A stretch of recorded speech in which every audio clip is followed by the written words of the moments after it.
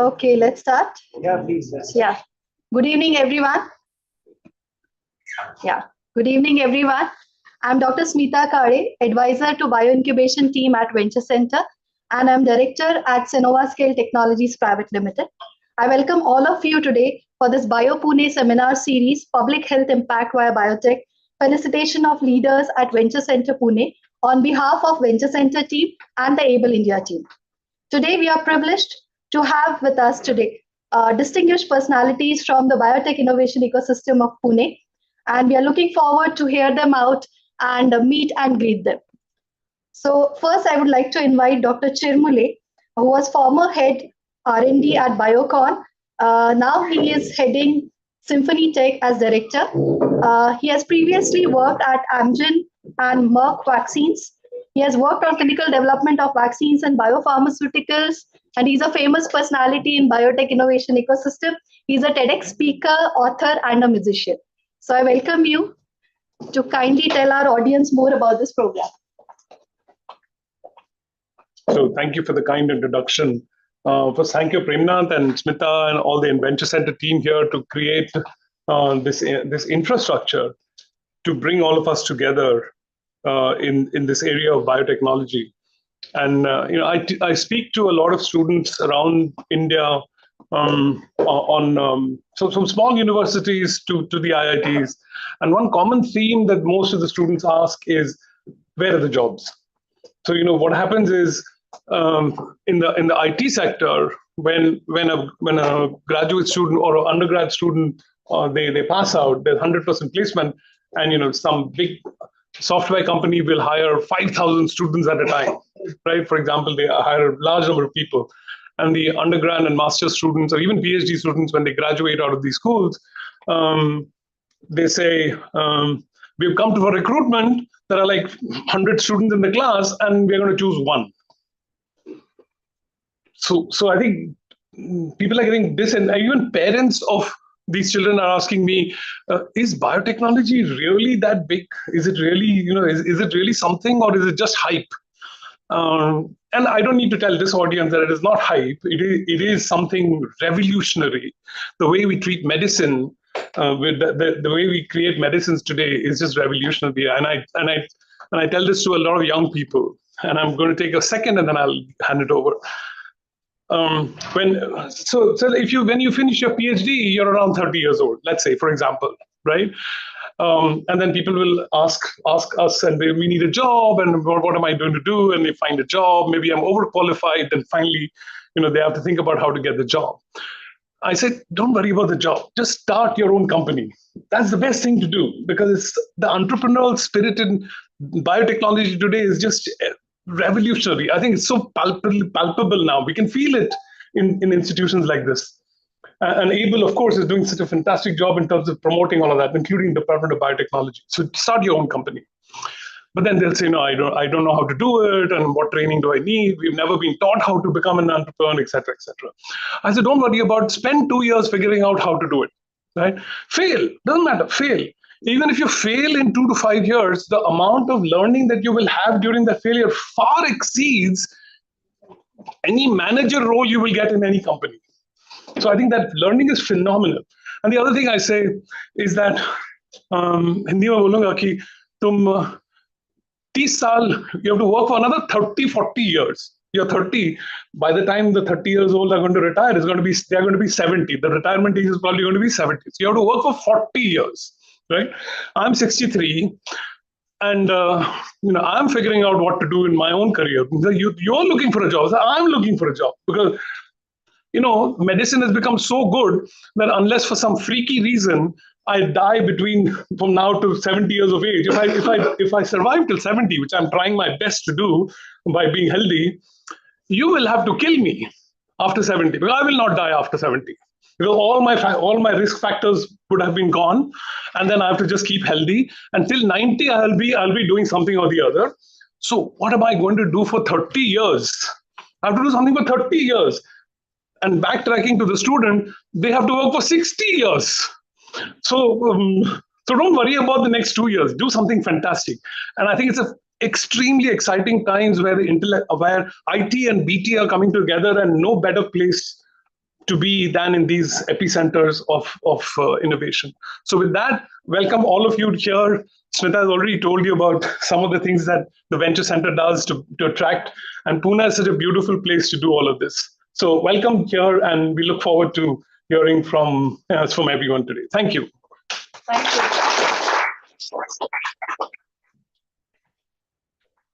And thank you for helping us organize this program, Dr. Shirmale.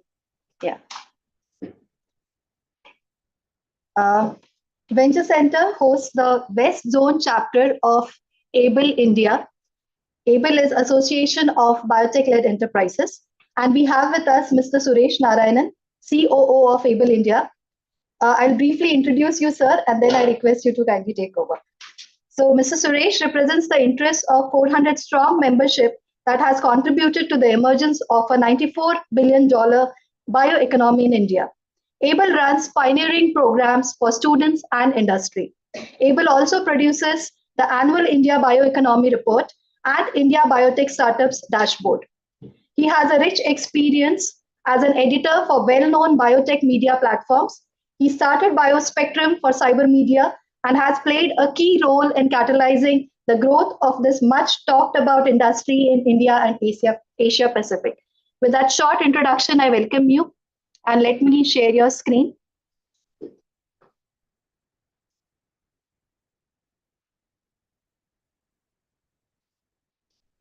Use the mic. I think you should use the mic. Yeah, please.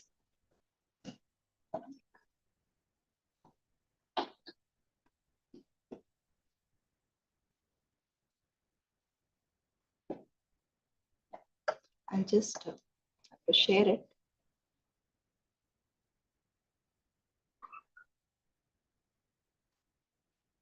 When it comes up, good evening.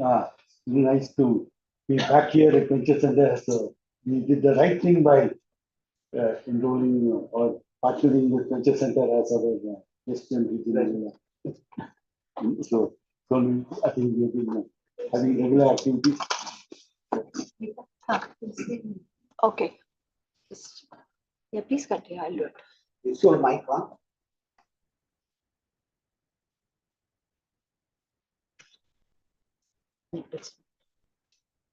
Yeah.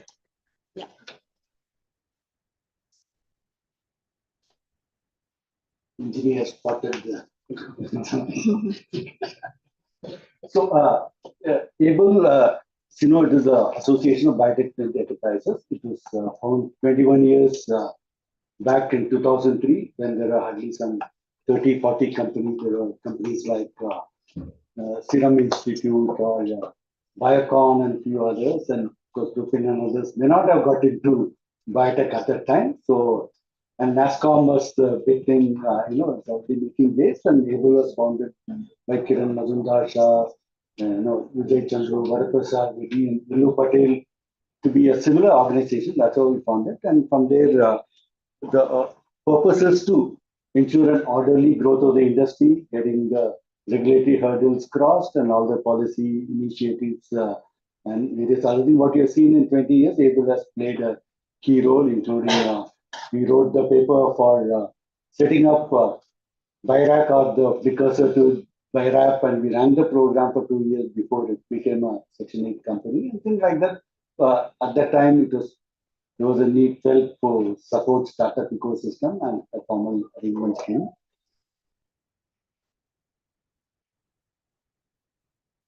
You need to speak on the screen a little bit. So from 50 companies, and today there are at least 600 plus biotech companies. Biotech means medium and large enterprises, and more than 100 or 200 bioincubators. Bio alone has set up 75. Almost every tech institution today has an incubator or some form of incubation facility available, and then the space, all that. More important, I think the government, the COVID gave the impetus to invest more in biological manufacturing. The government has set a target, which should be at least 100 billion we should generate from biological manufacturing. And since last year, since Dr. Rajesh Gokhale has taken it up on a mission mode to get a policy or guidelines in place. Even 3 days back, we had the last of the meetings to, under the biofoundry initiative, where there will be greenfield augmenting existing facilities and brownfields and what are the, and soon the final call and then the details will be announced. So the government is very keen to, on a very, very liberal scale, 75% grant support to some of the facilities on identified areas, and that's what we planned. And so it's a major initiative will come from very soon. And ABLE is part of from the time it was conceived. And so just since it was mentioned that ABLE, from 2012, we started talking about not just biotech, the bioeconomy, the larger impact of what biotech products play. And then when we first did the report in 2016, as you can see, it is 35 billion. And we just released the latest report December last month at Global Bio India, where the numbers are 137 billion. That is for the end of calendar 2022. And then we are just doing the numbers for calendar 2023. We expect or estimate that this will cross 150 billion, which was the target set for 2025. So that's where we stand, very fast. And then significantly, and then states also very, very, contributing. Maharashtra continues number one. And so what has happened in the last couple of years is that the industrial segment, where Praj and others with biofuels and enzymes getting used in a whole lot of industries, bioindustrial has overtaken biopharma as the leading contributor to the bioeconomy. It's almost close to 60 billion, and then the biopharma is about 52 billion. So I would like to take this opportunity because since many of you are here, and ABLE sets up an India pavilion at the Bio Convention in US. It's the world's largest convention here. There are some 70, 80 countries, companies attend, and so about 25,000 people attend. And our company, India, has been participating even when it's a small industry from 2002 onwards, earlier under CIA, and after that now ABLE has been running it. And so this year it's in San Diego. This is it will be a great platform for small and medium enterprises, particularly because all the big companies are already present. Like I know Enzene to Syngene, all the CRO, they all there is a big CRO pavilion. Other companies come through India Pavilion. I will talk to you separately also. So it's a great opportunity because companies like even startups like Pandavaram to many others regularly been participating last 5-6 years, and every time they come back with a few $1 million in their kitty because there's a lot of interest in engaging with Indian companies, and there is a big so we expect about 100 plus strong Indian delegation will be there, and then this time also we are doing it. And then we organize many India-related sessions also at the main conference. More than that, this time we have taken it right at the entrance. San Diego is a big convention, and since it's a very prominent location. More than that, what we have done this time is we have got it registered, included in the one of the international events supported by the Ministry of Small and Medium Enterprises. So then any small and medium enterprises which are participating through at the India Pavilion will get almost 45-50% of the cost, travel as well as the space reimbursed. So after that, so it's and we have designed it in such a way that it's very affordable for anyone. We would we can share more detail. It's an opportunity to come and even look at engage and not just with the US market, because most of the big business development officers of all the companies come there. More than that, even other markets, the pavilions next to us are Brazil, Argentina, and many other Latin American, the European, Asian, and I think it's a great opportunity to showcase or even interact through India Pavilion. You can talk to a whole lot of other meetings are set up, very, very robust platform which you use at Global Bio India is in action. And so there are a lot of meetings, and you'll expand the scope of your offerings, and you may find wider markets also. We'll share more details with Venture Center and others. We'll share it, but we'll like you to look at it. Otherwise, everything is taken care of. You have to just give the graphical designs to us, and we will set up everything. You have to just walk in only to the facility. So, and there are we have, even for visa and other things, we have been in touch with the US embassy. So even last year, at the height of it, we managed to get visa for a lot of people at that time in a very short notice. So they encourage this. So more than that, I will reiterate that Able is very happy to partner with Venture Center, and we would like to have many more such activity. We continue to have in the last 18 months since we signed the agreement. We have been coming here regularly. Otherwise, Able is here to support the industry. That is the whole idea of So, and as we see from interactions with the government, there is of course government systems are different, but we are pushing it, and we are getting many things. And biological manufacturing guidelines will be one of the big things to come very soon, and apart from many other things. So thank you all for the opportunity. I think we'll interact. Thank you, Suresh sir, and the Able team.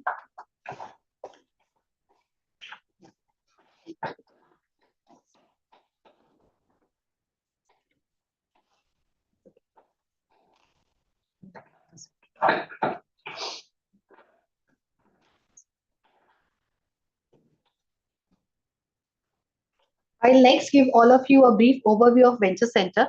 So let me just put up my slides.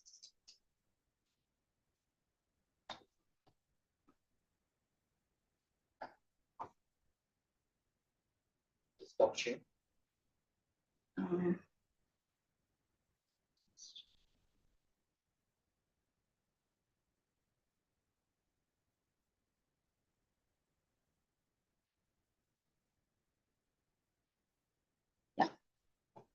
Are my slides visible online? Yes, yes. Yeah. Thank you. Very nice. Yeah. Thanks. Sure. Yeah. Once again, welcome to Venture Center. We are one of India's leading inventive enterprises incubator. We are registered as a Section 8 not-for-profit. Yeah, welcome, please. So Dr. Himanshu Gadkar is here. This is for a second. Hello.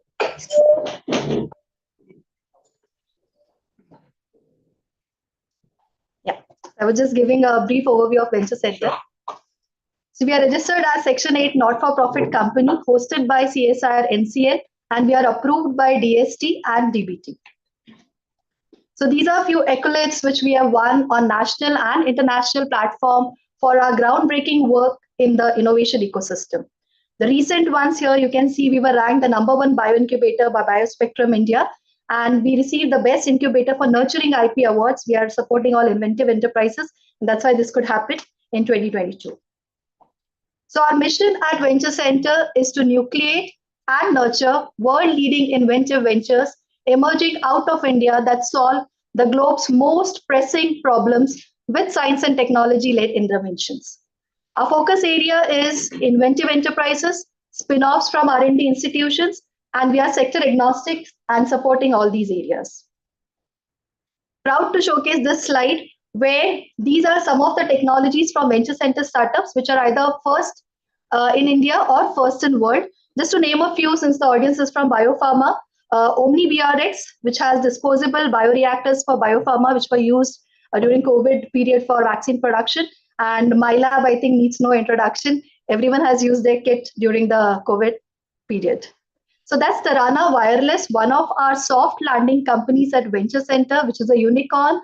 And they did their software development work at Venture Center.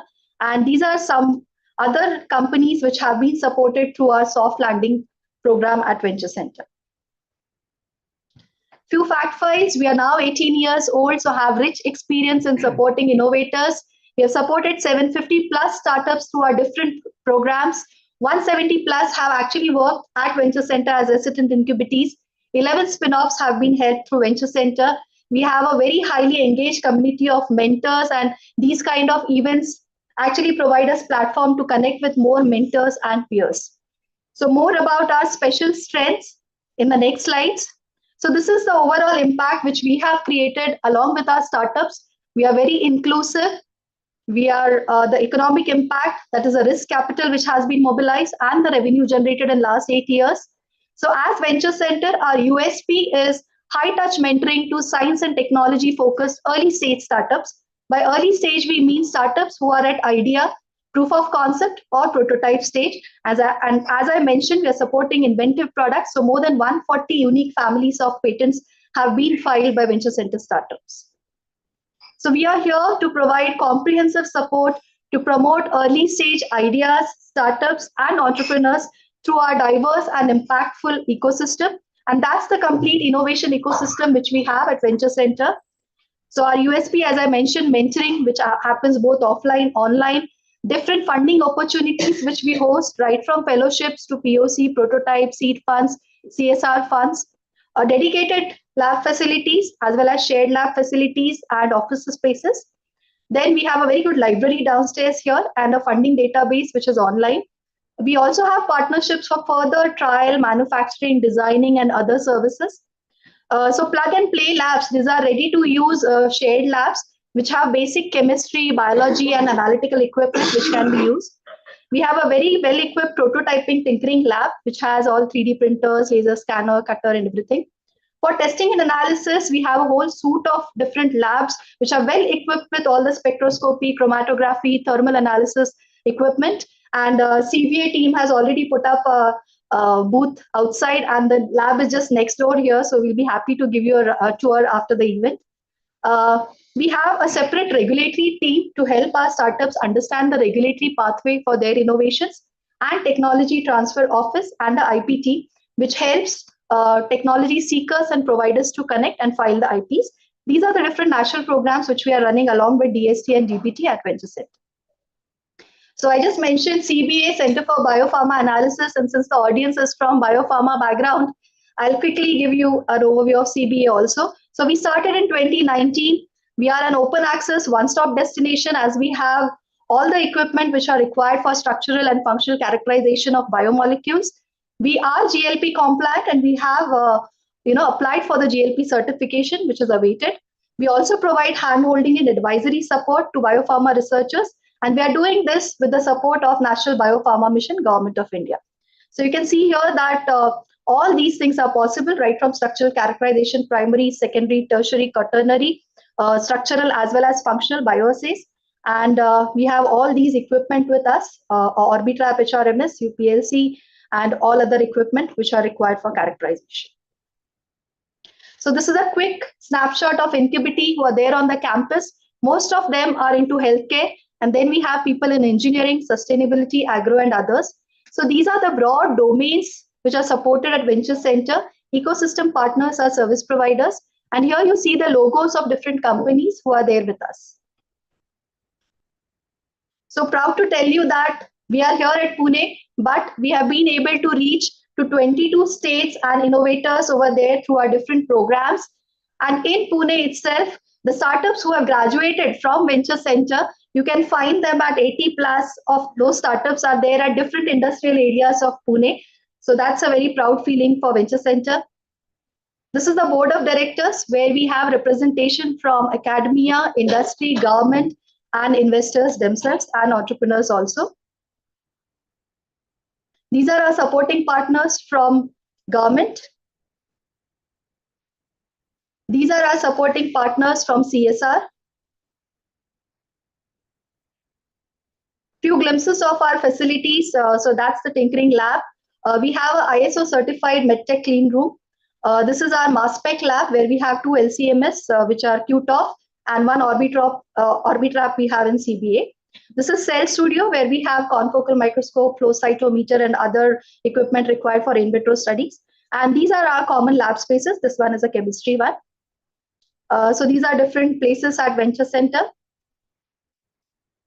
And now I'll move to the next section. Today, we will be launching few impact reports of Venture Center programs. So briefly, I'll tell about them now, and at the end, we'll do that launching. So first program here is Social Innovation Immersion Program. So through this program, we have supported almost 21 SIIP fellows.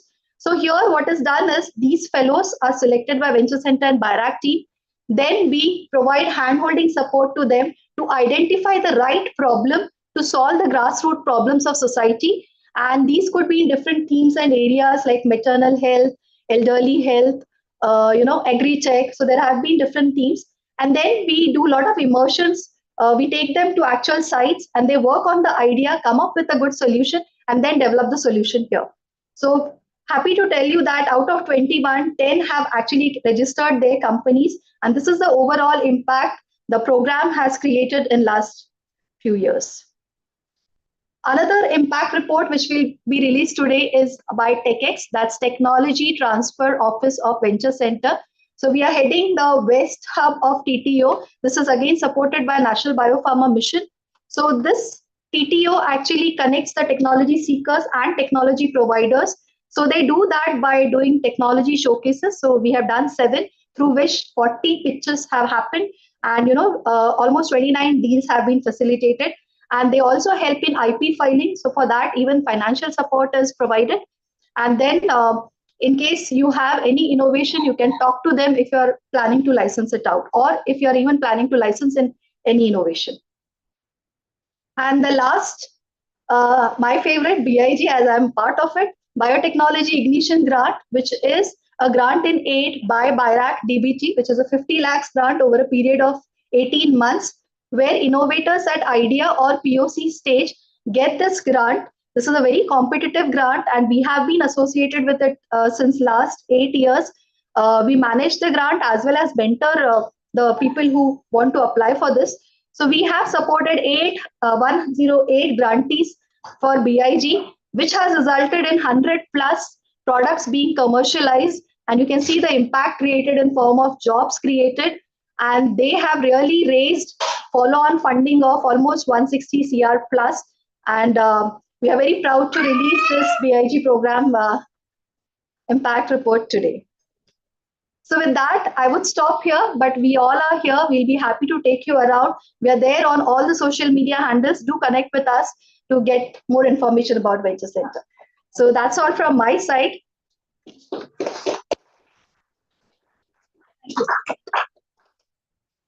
So I would now like to invite Dr. 𝗏𝗏𝗏𝗏. So the team at Venture Center is very ably led by Dr. 𝗏𝗏𝗏𝗏, who heads the NCL Innovation at CSIR NCL and is the founding director of Venture Center. He is a technology developer, innovator, incubation manager himself, and he has co-founded 2 medical implant startups. He's a chemical engineer and an alumnus of MIT in the US, IIT Bombay, distinguished alumnus 2022, and has been a Chevening Technology Enterprise Scholar from Cambridge, UK. So I request you to kindly give your welcome remarks.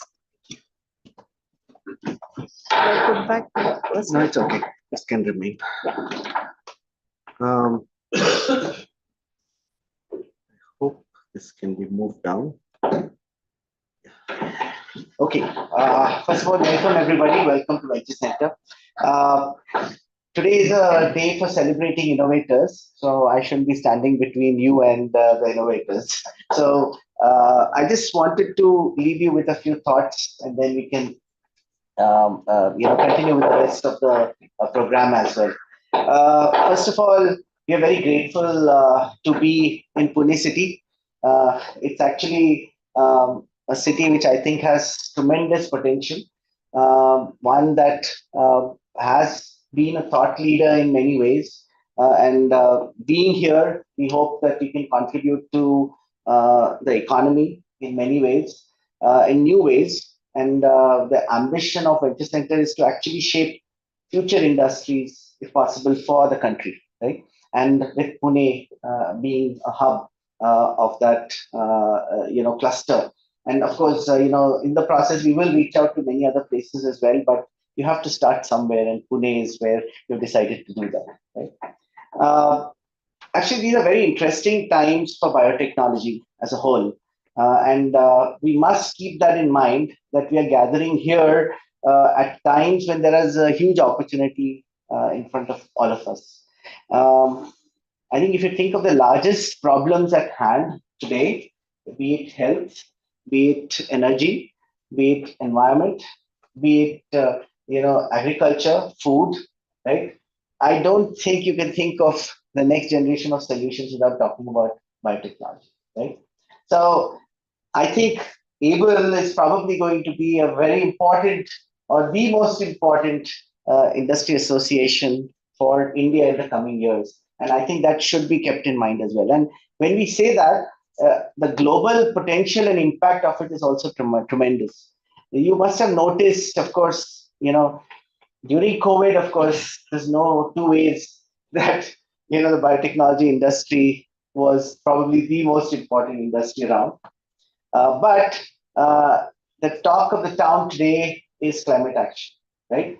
And again, there, a large range of activities are going to come from biotechnology. Because of climate action, there's going to be impact on food, agriculture. There's going to be impact on diseases. And that again, there's going to be a large role that biotechnology is going to play as well. Beyond that, you might have also noticed that if you look at the last few years of Nobel Prizes, right, even the chemistry prizes are dominated by biology and biotechnology, right? And it's not a surprising thing. It is actually reflects the reality of today, right? That's what is, happening today. The whole pharma industry, for example, is transitioning from a, industry dominated by small molecules to large molecules, right? And that you can see in the blockbuster drugs that we are seeing today, in the list of drugs globally that are being sold and the value of those drugs as well. Today, there's a situation where a biomolecule, is such a blockbuster that a country has to think of separating its GDP, reporting its GDP with and without the blockbuster drug, right? Which is Denmark. And that is the current, situation that we are talking about today. So there is an immense opportunity out there, and I think India is definitely going to play a very important role in many different ways. One, of course, as somebody who is going to be a supplier for the globe. But I also think that we are at a stage where in the next maybe 30 years, we should see innovators of a different caliber emerging. And that's where I think startup incubators such as us will play a role in shaping those and catalyzing those kind of companies, which will hopefully, create the industries of tomorrow, right? And that's, of course, the passion and the vision and the mission of a venture center. That's what we are trying to do. And part of that journey is celebrating innovators, right? And the heart of everything actually are the people who innovate, the people who are entrepreneurs, who are taking things to market, who are actually putting in all the hard work and sweat to take it to market. And that, I think, there isn't enough being done. We celebrate our celebrities on TV and films and so on and so forth.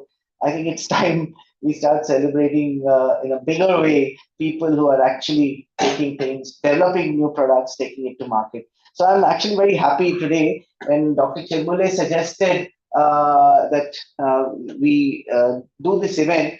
We immediately lashed onto it and added a few layers to it because we really thought that this is the kind of stuff which should be done on a regular basis by a place like Venture Center. I mean, just to put it in context, I keep telling people that there's a reason why there's a difference in culture and priorities between, say, a typical academic institution and a place like Venture Center, right? We worship different gods and goddesses than than maybe another institution which will worship a different set of gods and goddesses. For us, it's about technology, it's about entrepreneurship, it's about innovation, right? That's what we want to talk about, and those are the kind of people we want to celebrate a lot more about. We don't want to necessarily do the same thing that an academic institution might do, right? So that is very clear, and so I'm very happy and to welcome all of you. All of you are role models for many of our youngsters and many of the people who look forward to what all you're doing, and I'm sure in the coming years they will be inspired continuously by what you're doing and achieve a lot more. So thank you for joining in, and thank you for all the others who have joined in to listen as well. It's actually a pleasure for us to host you here. Do make use of this facility. This is a community organization, Venture Center. It's created and run by all the stakeholders. We don't have a reason to exist if the mission doesn't exist, right? we are not necessarily going to. We can't tom our financial numbers or anything else if we don't achieve our main mission, right? Which is to build out tomorrow's industries, right? So thank you very much. I'll leave it to Smita to take it ahead, please. Yeah.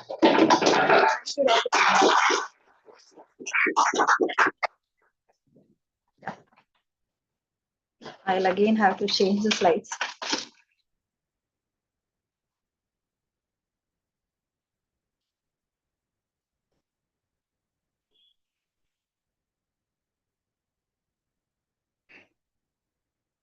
I think you need to.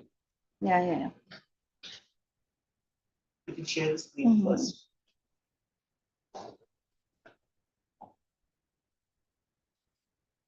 Sure. Nirita, you can see my screen, right? Yeah. Yes, we can see. Okay. So Enzene Biosciences needs no introduction now. 7 biosimilars already in market, and they are gearing up to establish continuous manufacturing operations at New Jersey, USA. The Enzene team is propelled by a passionate, innovative mind, and it's my privilege to introduce the innovator himself here to the audience. So Dr. 𝗘𝗃𝗄 𝗏𝗏, our speaker, he's CEO of Enzene Biosciences Limited. He's a PhD in biochemistry from University of Tennessee Health Science Center and MSc in microbiology from our own 𝗘𝗏𝗏𝗏𝗏𝗏 Pune University. During his tenure, Enzene has evolved from a startup biotech venture into a biopharmaceutical company with a diverse range of verticals and locations specializing in product development and manufacturing services. Before joining Enzene, he served as a senior vice president at Intas Pharmaceuticals Limited. There, he played a vital role in revitalizing the commercial product pipeline by successfully introducing numerous biosimilar products across various global markets. During his time in the US, he led various aspects of process and product development at Amgen, actively participating in achieving regulatory approvals for several groundbreaking biotech products through processes like IND, BLA, and market authorizations. Early in his career, he embarked at Waters Corporation, where he spearheaded the development of QBD methodologies, pioneering the creation of multi-attribute approaches for biopharmaceutical characterization. With a remarkable portfolio of over 50 publications and patents, he is not only a dedicated scientific leader, but also a passionate innovator. And we are happy to have an innovator at Venture Center today. So over to you.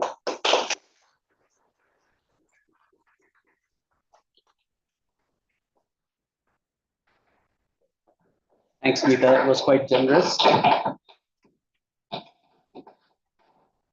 I don't have slides. What I thought I would do is maybe, because I'm a Pune boy, so I thought maybe I'll talk a little bit about my Pune story, because it feels amazing, to see the great work that Venture Center is doing.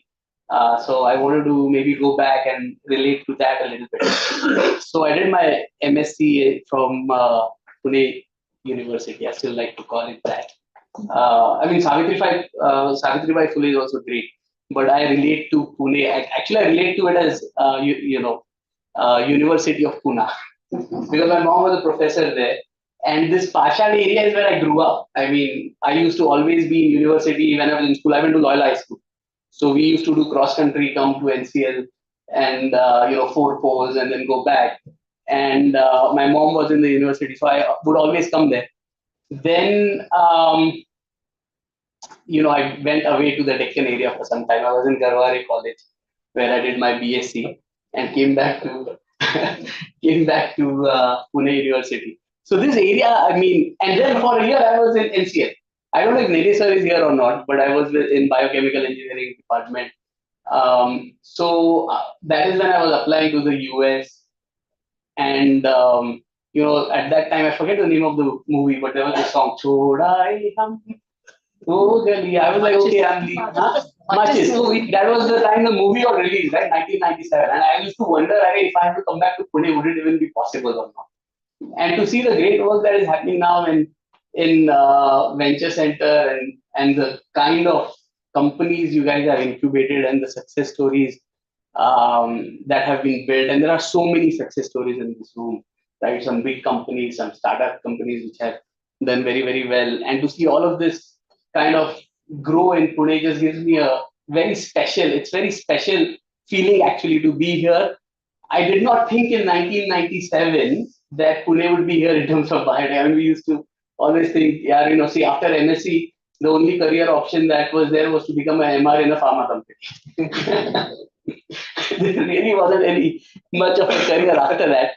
And to see so many options now built up in Pune, I think really makes me feel very good. And I must say that Venture Center also have been, an admirer in a sense, of Venture Center, what you guys have done here. It's incredible. We do have some collaborations here in Venture Center.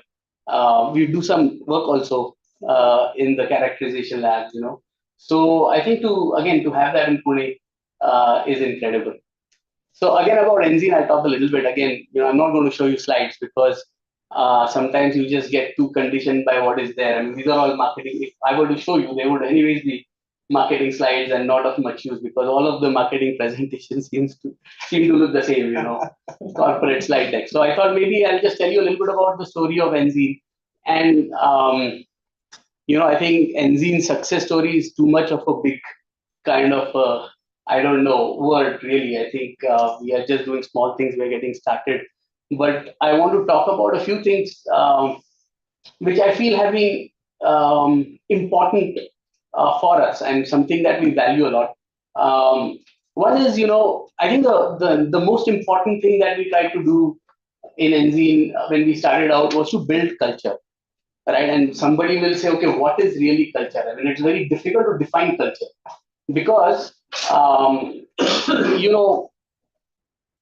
it's so culture is like gardening almost, where you have to continually, it's not like a one-time thing that you set up culture and then you forget about it, right? It's gardening. You have to continually look at your garden, tend to it, look at whatever is not well rotting, clean it. You have to water it. So that it's a continuous process.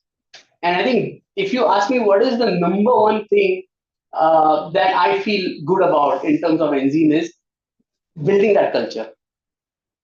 Because you have to essentially define it by your value systems.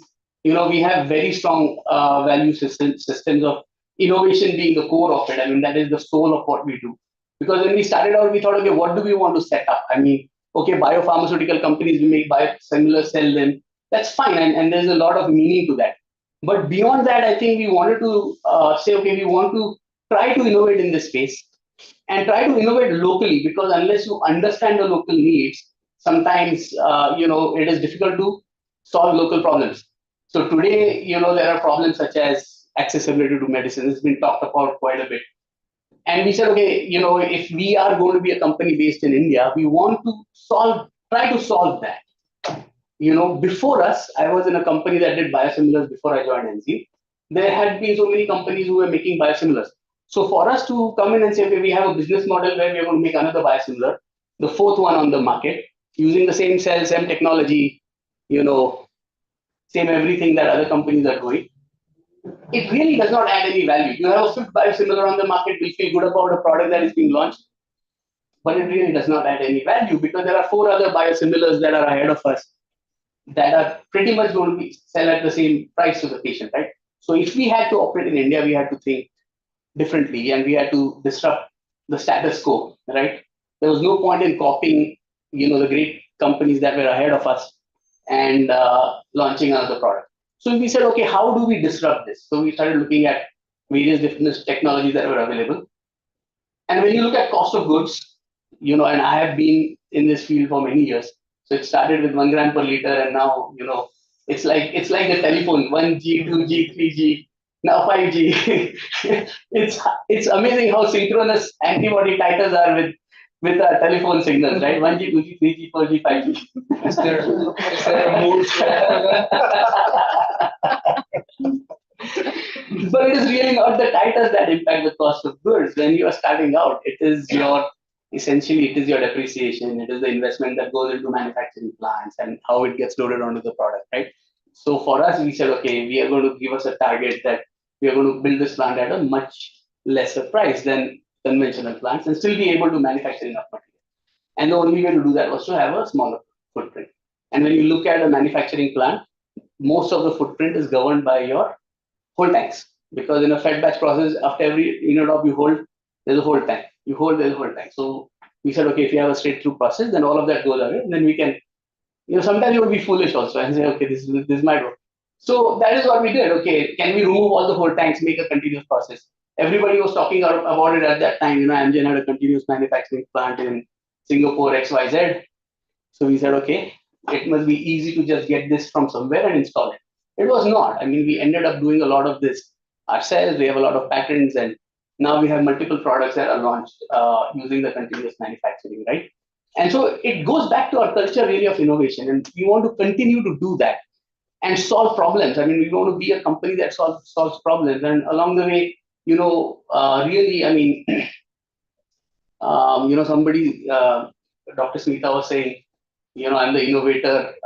Really, truly, if there's any contribution that I have, probably is to be part of this team. We have a fantastically passionate team that wants to continue to do that. We've been able to make a difference. Like there's one product, it was not manufactured with continuous manufacturing. It's a product called teriparatide, but we use the same principles. And we were the 7th product on the market, probably 8th. There were 7 other manufacturers ahead of us. And today we probably have captured around 50% of the market in 2 years for teriparatide because, we said, okay, let's make this very, very cost effective and then bring a pen device that is differentiating for the patients of India, right? Where we are not borrowing an insulin pen device for giving teriparatide, but making a pen device that is specific for teriparatide and still be able to provide it at a cost that is a lot lower than what is available. And so those are the kind of things that really give us a lot of joy in Enzene. Right. And once we had this commercial platform for continuous manufacturing, we started getting a lot of interest from companies who wanted to access it.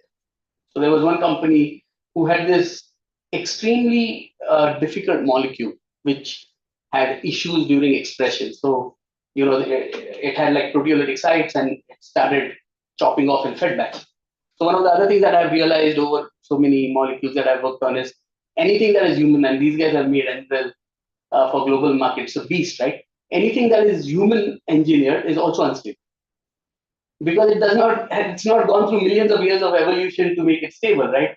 You take 2-3 domains put together, you think, wow, this is a very, very efficient molecule. It is a very efficient molecule, of course, right? Works. Huh? Where it works. But to make CHO cells make this molecule where it's either going to unfold or it's going to have proteolytic sites in it. So there was this company who had these multi-domain or like that they had fused together, and in fed batch they were seeing a beautiful band on day 5. By day 15, it was completely chopped off.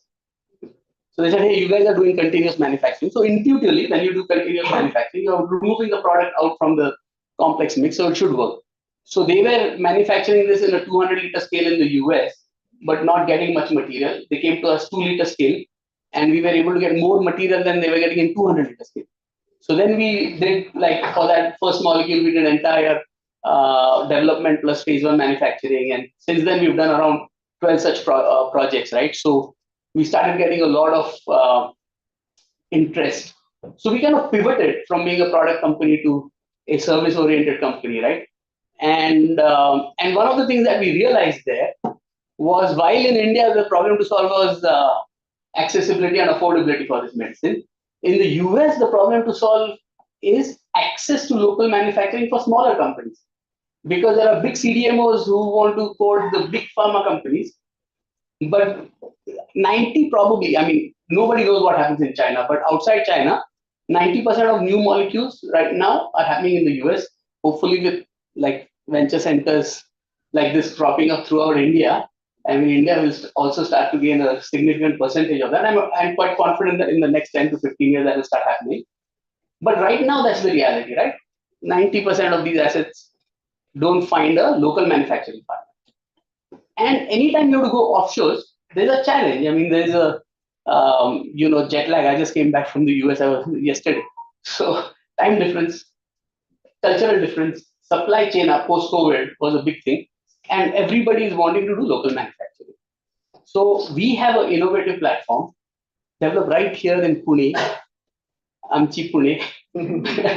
And so now we are going to transplant that in New Jersey, right? The tagline that we have for that is, again, marketing, Pune to Princeton, right? But I think that gives me joy, right? Taking innovation from here and putting it in the US, because after Pune, I went to the US, I was in the US for almost 15 years, where everybody thinks that anything that is innovative only happens in the US. If it is outside US, it must be like something, right? So that gives me a lot of joy too, that, hey, now we are saying, look, we are taking an innovative platform, we are putting it there, and we are going to manufacture it for you using platform that we've developed here, right? So we are setting up something in New Jersey. It will come up very soon. But while we do that, I think one of the things that we want to continue to do is keep on launching products for Indian patients. I think that is something that is very close to us. That is something on which we are built. And we'll continue to evolve this platform and see where it takes us. But really, I think the most important things in Enzene are culture. Second thing is, and I get this question a lot, right? How are you doing against your competitors? I said, there is no competition, right? Nobody competes with anybody, right? You don't want to play that finite game. If our vision is to become the #1 biotech company from India, then we cannot say, okay, we are like XYZ as compared to the competition. What does that mean? And I'm not saying that from a perspective of arrogance that, oh, nobody can compete, but from a perspective of actually playing an infinite game where you're not going to frame yourself against anybody else, right? I mean, everybody has a role to play. Everybody, there's a, as Sir was saying, biotech has been the past. Nobody realizes that. If you look at, like, again, in Loyola High School, in 10th, we had this career counseling. And somebody said, genetic engineering is a huge field. And I was like, not very good in school. So everybody was either going to go do their 12th in science, go to COEP, BJ Medical College. I'm like, this genetic engineering sounds cool. Nobody else wants to do it, right? But then think about it. Maybe that's what conditioned me, primed me. My mom was in the field, so that was also important. But think about it, right? Taking a protein that is a human protein, expressing it in a bug like E. coli or 𝗘, and then putting it back. And we're not even talking about gene therapy yet, right? This is like some day I wake up, pinch myself and say, how is this possible? Is this true? And this is what has happened in the last 20, 25 years. So the revolution is real. The contribution that revolution has made is real. Everybody was aware about it during COVID. Everybody has forgotten it because it's already been 2 years since COVID. But regardless of that, I think the revolution is true, right? And there is so much to do in this space that all the great companies that are here have a niche, has a role to play in this and really take this field forward. And we are doing a little bit. And while doing that, we are trying to have fun. We are trying to build a culture. I encourage everybody to visit Enzene. I think we have a fantastic team. Really, it's an incredible team, extremely passionate folks. The other thing that has worked for us, and that probably is the biggest reason for our success, okay, is what we did. We are very small, and we were even smaller 6 years back, 7 years back when we started. But one of the biggest things that you need to succeed in this space is people. Without that, you cannot succeed. That's the biggest thing. And so for us, we're like, okay, we want to hire people. Why would they come? They'll go to Cyrus, like Lupin is a big company. They'll go to Biopune, they'll go to XYZ, right? Why would they come to Enzene? Now we're getting a lot of talent. So if you look at one of our mission, at that time in like 6 years back, was to become the most desirable biotech company to work for. Because we had to be that in order to succeed. Okay? And how like I said, the most important success for me is the way we hire people. So for the last 5 years, we've gone around India on all different campuses. We go to NIT Surat, we go to ICT. Initially, we did that. Now we go to like places in Dehradun. Right? We run this aptitude test. This year, we'll hire around 100 fresh graduates from all over India. Many of them will come from Dehradun and people and places that nobody goes to. These people are hungry. I mean, you should see the talent that exists in India. We bring them, we run a biotech school. It's starting tomorrow actually in Enzene. For the first year, they do rotations in various departments and they get absorbed. And after 2 years, they leave. So people say, oh, they're leaving. That's a great thing. I mean, it's good for them, better career opportunities, right? And now we are seeing a lot of them come back too. So I think that's one of our biggest success. Today, 70% of our employees, we have 1,000 people now, we started with 80. 70% of our employees are ones that we've hired directly from colleges. And to me, that has probably been the biggest success that nobody, and it's intangible, you'll never know, right? And we want to continue to do that and have fun, but really appreciate this recognition. And it's amazing to see something like this happen in Pune, right? I mean, in the last 10, 15 years, Pune has really come up, and that makes me feel good. Thank you. So much for that great message. Right team which shares the same vision will deliver the right product. Yeah, thank you so much for joining us, sparing your valuable time. Yeah. I'll now go next. Yes, I'll just minimize this. Yes. Yeah. Lupin Limited, a leading global pharma company, has its R&D division at Pune. And today we are honored to have with us Dr. 𝗘𝗃𝗃 𝗧𝗸𝗏, who heads the Biotech department at Pune, to tell us more about Lupin's biosimilar success story. So I'll first introduce you. Dr. 𝗘𝗃𝗃 𝗧𝗏 is the president Biotech Lupin Limited. He's done postdoc from Harvard Medical School, PhD in biochemistry from University of Maryland, and MSc in biochemistry from Mumbai University. He's a visionary leader, has been the president for last 14 years now, from 2010. Currently based at Pune, he has over 30 years of rich industry experience in the field of biopharmaceutical drug development while working with multinational companies based out of US and India. He has always held the strategic vision of making Lupin a global biopharmaceutical powerhouse by setting best-in-class industry benchmarks and global standards of development. Despite being a late entrant to the biosimilar segment, Lupin, over the last 14 years under his invaluable guidance, has gained significant momentum, thereby leading to streamlining of its vision, enrichment of pipeline products, and strengthening of its globalization strategies. He helped create a strong foundation and devised strong in-house capabilities wire-to-wire across the drug development value chain. Under his leadership, regulatory and clinical strategies are formulated with a strong focus on harmonization of global regulatory guidelines, and commercialization strategies are designed based on the complex regulatory IP and competitive landscape. He has been instrumental in establishing a global footprint for Lupin Biotech.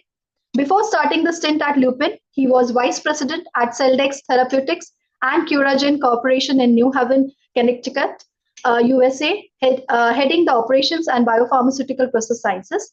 He has also held positions at Biogen and has been part of teams that have developed blockbusters in the field of neurology, immunology, and oncology. Such background experiences have helped him create his expertise and proficiency in development and commercialization of biologic products. So we are very happy to host you. Welcome. Slides. Yeah. So, unlike, first of all, I grew up in the other city, not Pune. However, Yes. Across the mountain. yeah, across the Ghats.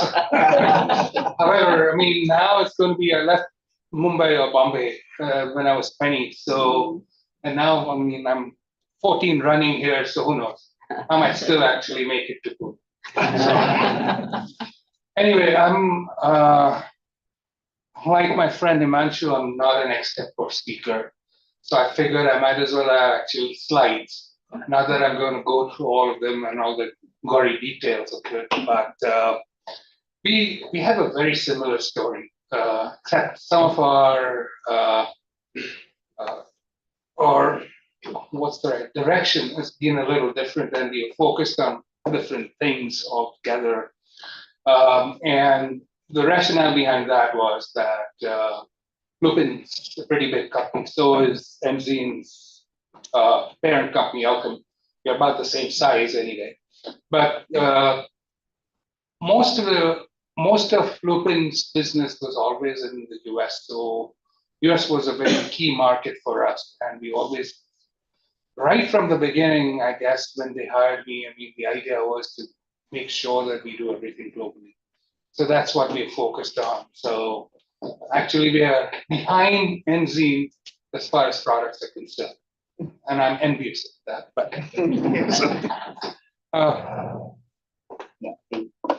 what do I do? Yeah, Oh. that will work. Yeah. Just click on the Yes. ones on the screen. Yes. Now it should work. So anyway, just in short, Lupin's a big generics company, has been focusing on generics for a long time. As you very well know, the patent cliff's coming, and they needed to focus on complex products. And one of the big products we have is innovation platform, which actually is doing quite well. The other is global biosimilars, and now we're going to add a vertical on CDMO, so that's not started as yet. And then long-acting complex generics. Change it. Oh, okay. Thanks. So essentially, it was established in 2008, where we had a 400 square feet lab in Lupin Research Park, where I thought about biotech.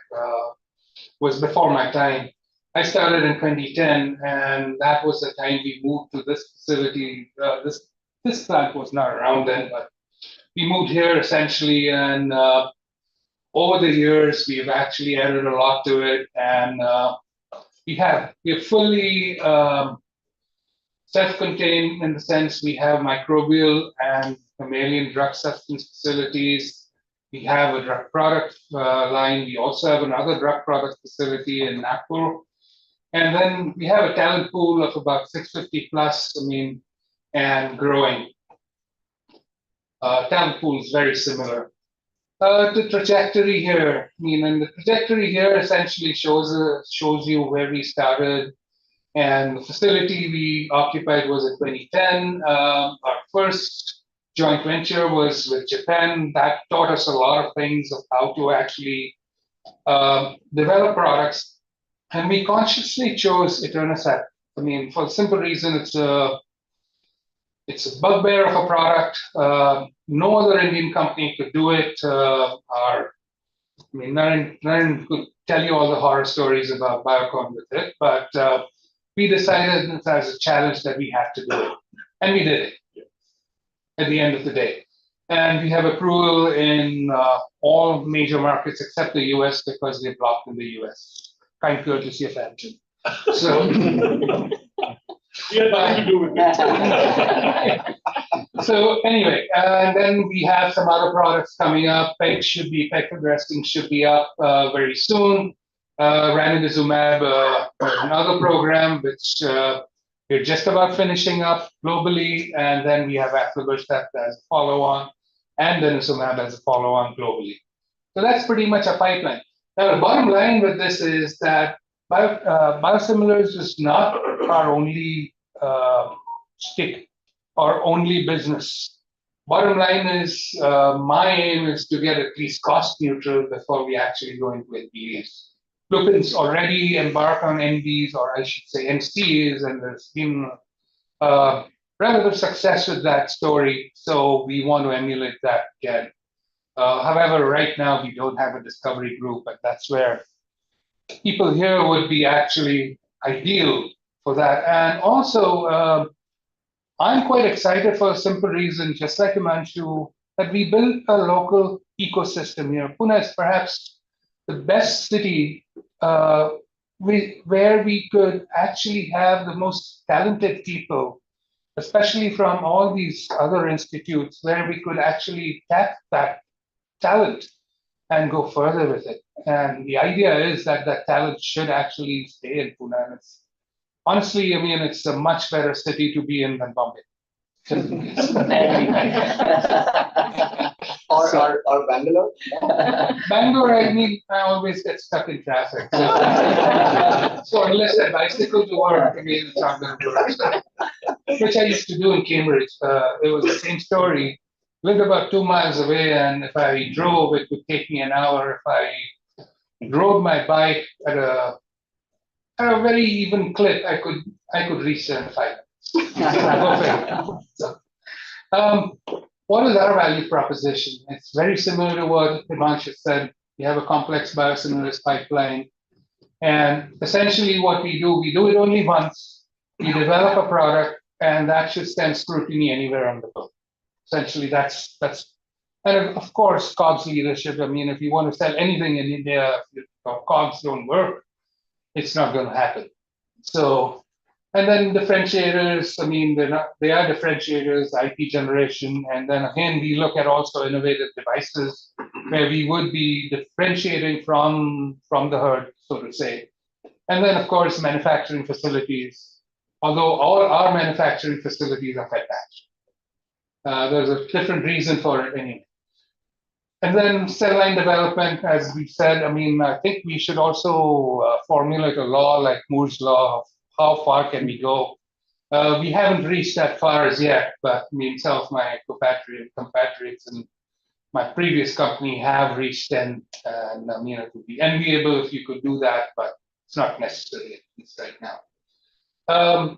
And then, of course, we align our clinical strategies by making sure that when we do global studies, that we comply with every major regulatory geography we're going into. So, yeah.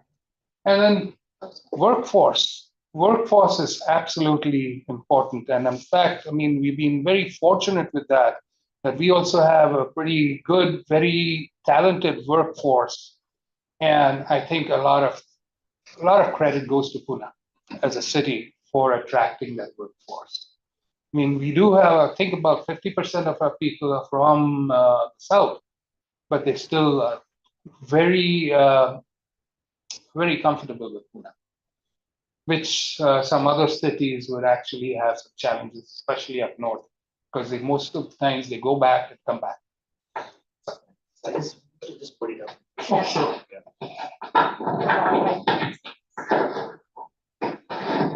Okay, that's better. This is just pictures of our facilities, nothing out of the ordinary, and we have a commercial QA/QC operation too going on. Next slide, please. And these are all my friends who inspected us throughout my and trust me, most of them have been quite interesting. I mean, I could write a book on that. Next slide, please. So again, here, I mean, we value IP a lot, and most of the times, I mean, if there is something which needs to be done, we actually almost always make sure that we have the right IP in place. Again, we are very lucky that we can do phase 1 trials internally, just because of our generics heft. We have a unit where we have about 50 beds where we can do our own phase 1 trials. That helps us. My only request from Abel is, Suresh, I mean, can you actually put some advocacy in streamlining our regulatory regime? it would help. I mean, that $50 billion thing could go up to $100 billion if a regulatory regime is streamlined.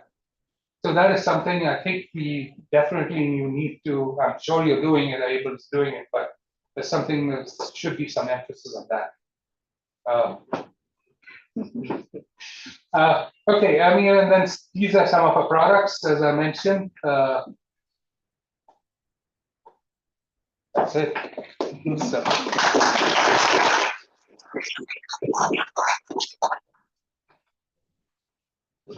Thank you so much. Well, not only that, I mean, they're adding more restrictions on how you manufacture without understanding what is needed. There's an opportunity also for us. Yeah, it is. And I think a lot of, I mean, especially our biosimilars could come out in the market much faster if the regulatory regime is streamlined and follows every other geography. I mean, all the other regulatory geographies. We're not asking for anything else. Okay. Thank you so much for a great overview of Lupin's biotech division and the incredible contribution to biopharma as Lupin. So next up, we have some young innovators and startup leaders with us. So we have Dr. 𝗘𝗿𝗆 Ganju. She is the CEO of there's a mistake, of Ahammune Biosciences. Sorry for that. Yeah. Both are biosciences. You won't mind. So for 𝗘𝗿𝗆, I'm not biased, but I have put 2 picks here. So very proud that just at the beginning of this year, she was featured in Business Today, the only women entrepreneur there with all of them. She couldn't make it today because of a last-minute plan. She had to travel to Mumbai. But we have Dr. Mahesh Verma from her team, who will be representing Ahammune and telling us more about Ahammune's journey. So I'll quickly tell you about 𝗘𝗿𝗆. She is a PhD in skin biology from National Institute of Immunology. She's done her master's in biochemistry from University of Delhi. She deciphered a crucial role of interferons gamma in pigmentation homeostasis during her PhD work, and then revealed altered microbial community structure in vitiligo skin, and that's what Ahammune is working on. Subsequently, she also joined as DST Inspire faculty at CSIR IGIB, and then moved on to pursue her entrepreneurial dream with Ahammune, where she translates her scientific knowledge into applications relevant to the Indian society. So Ahammune will be represented by Dr. Mahesh Verma. He's founding member and currently assistant director of Ahammune. He is a PhD in stem cell biology from NCCS Pune, has 12 plus years of experience in the field of drug discovery, and has successfully led multiple drug discovery programs across various therapeutic areas. So I welcome you. I'll just put up your slides here. Let's welcome him with a round of applause.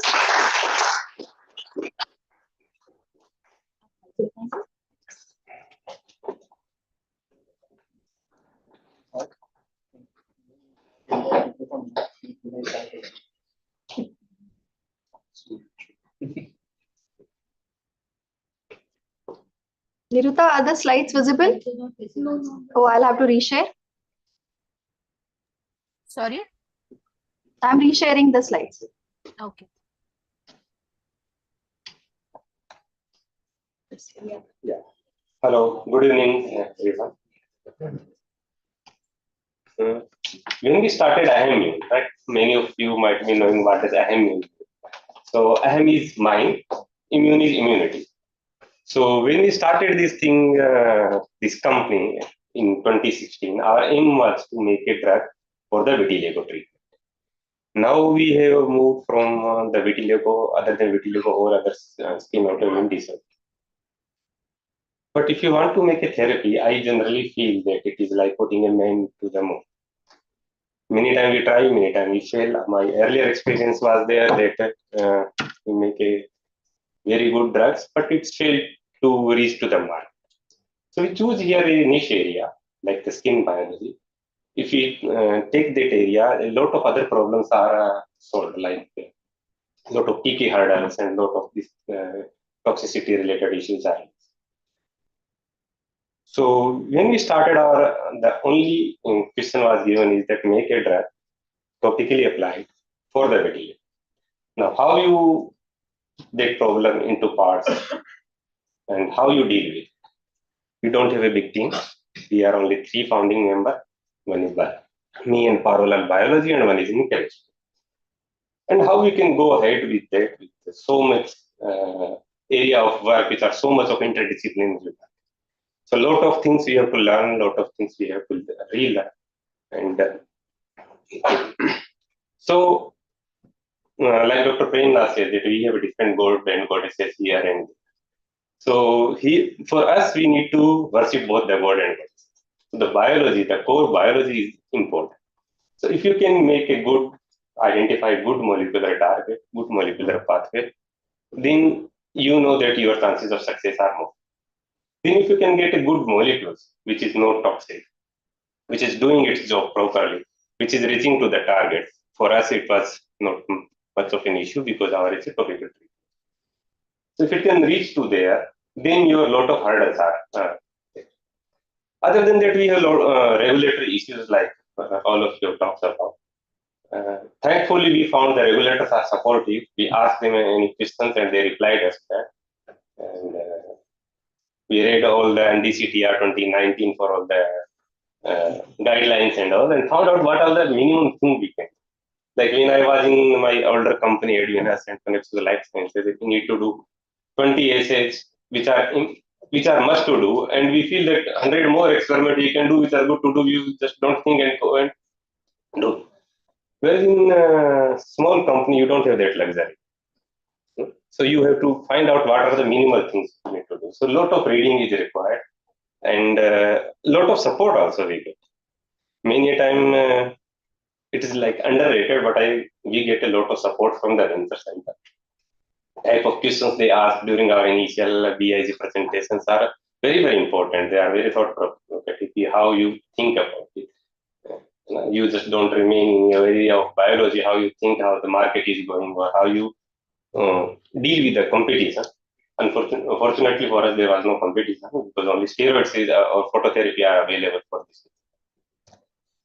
So finally, we got a molecule, which is good, which is non-toxic, which does its job, which protect the melanocytes, which are the skin cell pigmenting cells, and which help these melanocytes to get evade from the immune cell, which are the basic disease pathology. And it is very, very safe in all the toxicity study, stable, all those parameters, what we can check that is there. Then we have a different type of questions, right? If you need to go ahead for the clinical trial, we need to find the person who can make the GMP material. And we don't find that so many. And we don't find that so many people who can even make the formulation at the GMP level. It was a challenge for us. Then the finding to the CRO which can do the clinical trial. I'm happy that you said that you have phase 1 clinical trial unit in healthy volunteer. There are not many in India, and it was difficult for us to find a phase 1 trial can be done in healthy volunteer. But finally we did. And it is very safe. Right now it is in the phase 2 trials. So our success story, you can say that we are still on the path. If it is goes, if we clear the phase 2 trial, I think we are a much one step ahead. That's all.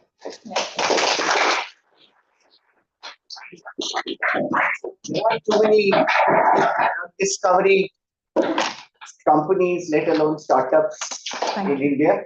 So, and plus, they have taken on a problem which is very challenging. This is the first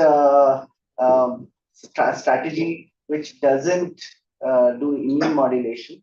Okay, it's its own new pathway as well.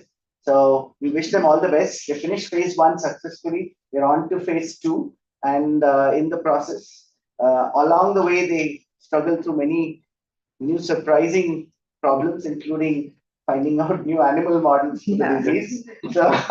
So congratulations to. Thank you, Dr. Verma. I'll now introduce to you Dr. Anuya Nisar, our next speaker. Happy to invite you after that to the dais. So Dr. Anuya Nisar is founder and CEO of Serigen Mediproducts Private Limited. She is a PhD in chemical engineering from IIT Bombay, Mumbai. She's done masters in material science and engineering from University of Delaware, USA. She has prior experience of working as a scientist in the GE Plastics Technology Center. More recently, she was a principal scientist at the Polymer Engineering and Science Department at CSIR NCL. At NCL, she was leading a group performing scientific research in the areas of polymers, biomaterials, medical devices, and tissue engineering. She has successfully led and executed several projects with government agencies such as CSIR, DBT, DST, BIRAC, etc. Her work has resulted in 27 peer-reviewed journal publications and 7 patent families. The company is a winner of several prestigious awards, including the 9th National Award for Technology Innovation in Polymers in Public Healthcare in 1920. She has many awards to her credit, and in interest of time, I will invite her to the dais. If you can please put this up, I'll put up your slides.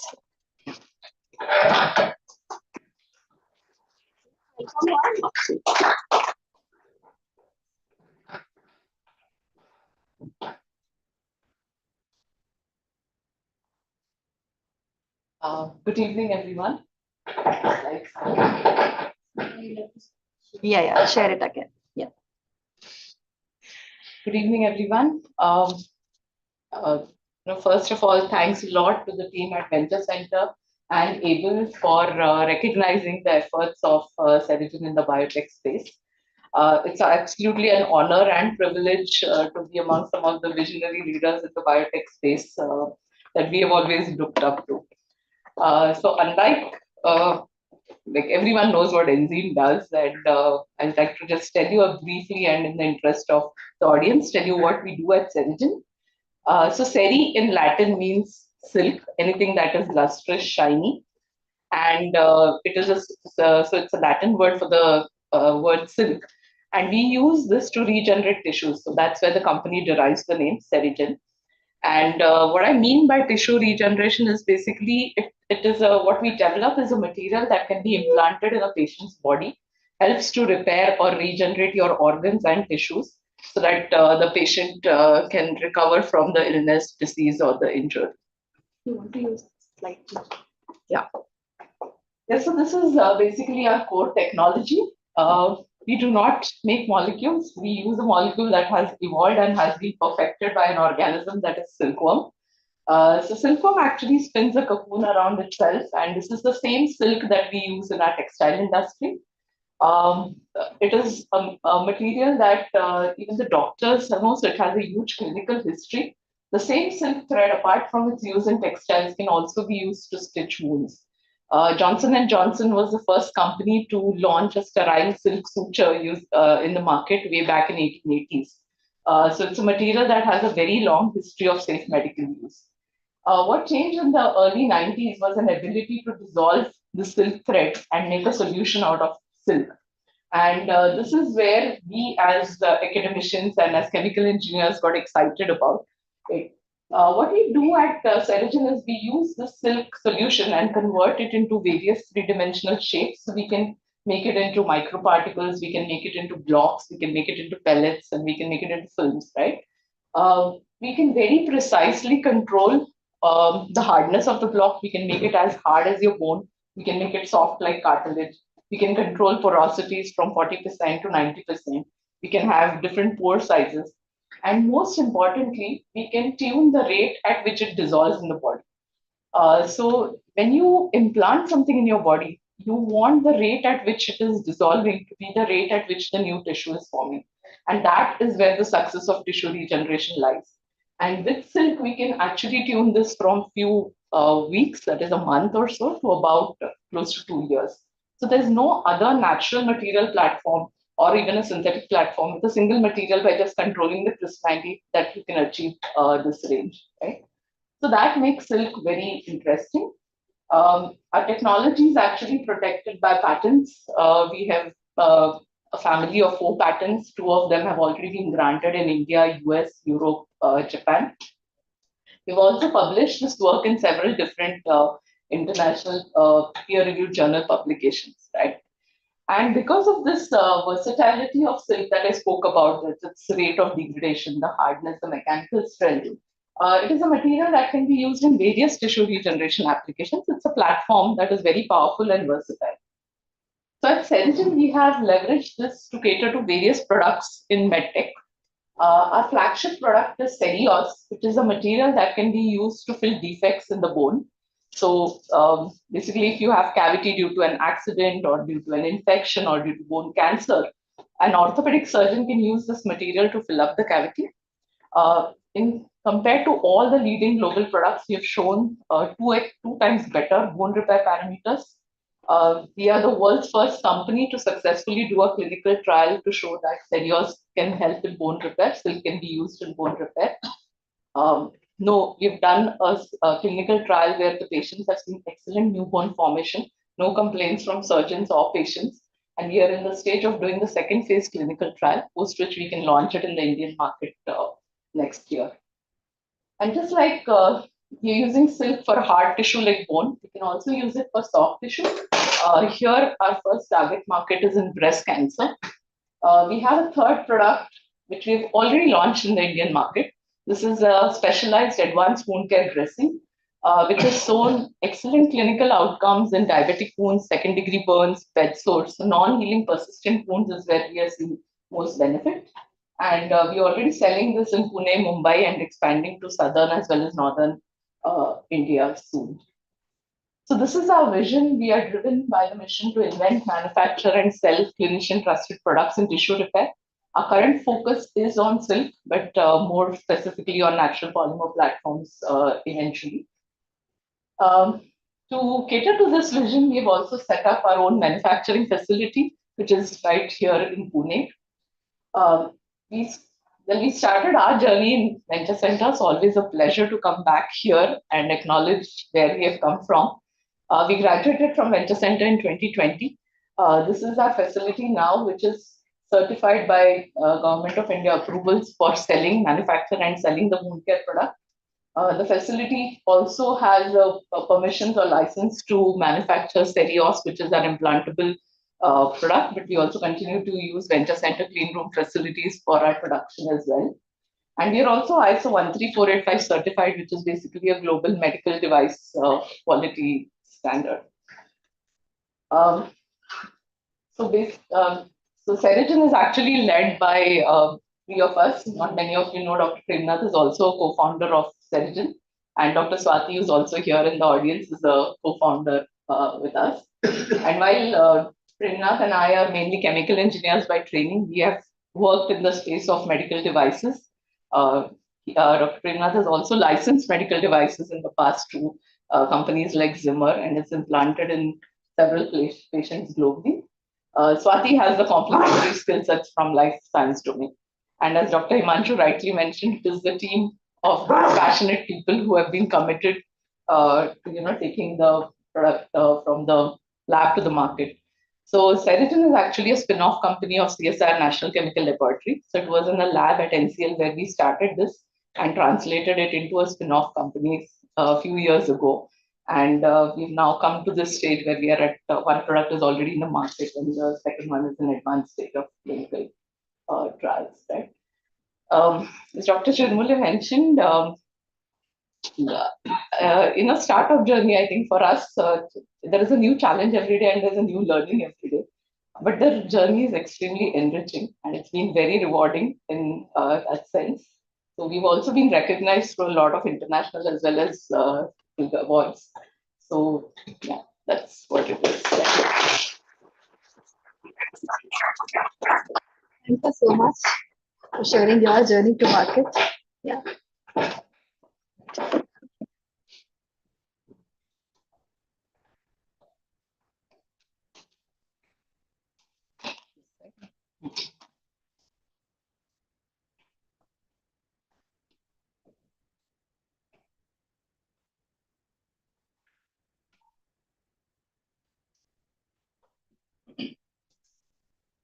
So may I invite you? Can maybe.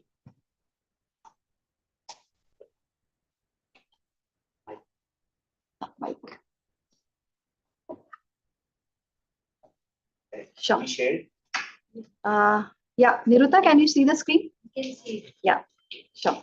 My pleasure to introduce Dr. 𝗘𝗃𝗃 𝗀𝗃. He's the CSO of One Cell Diagnostics India Private Limited. He has 2 postdoctoral tenures from USA. He has a PhD in chemical engineering from National Chemical Laboratory, Pune. He has worked extensively on targeted nanopolymeric drug delivery systems for cancer. He has excellent work resulted he has been awarded the prestigious Alexander von Humboldt Experienced Researcher Award, and he has worked in Germany with Professor Reiner at Freie University Berlin, Germany, in the field of macromolecular chemistry. He then established and led the polymer chemistry group at Piramal Life Sciences. He has published more than 40 papers in peer-reviewed journals and has 14 US patents to his credit. He brings to the table an eclectic mix of knowledge in subjects as diverse as pharmaceutics, chemical engineering, polymer chemistry, and cancer biology. So with this short intro, I welcome you. Let me just set up your slides. Which side I should be? This side or that this side? This side. Camera is here. Himanshu, Dr. Himanshu side. So great pleasure. Thank you for. Welcome to the I'm neither, extempore like Dr. Himanshu, neither I'm good at the PowerPoints, but what I can say that I'm a new kid in a town who has never got any awards so far. So thank you for the award tonight. You got BIG. That's also an award. That's a lie. Yeah. But the award that goes actually today, I returned from Bangalore, one of India's most foremost congress that went in for 2 days, with thousands of Indian oncologists yesterday. And today morning, I thought that I would have a good nap and not actually be woken up by a call from an oncologist.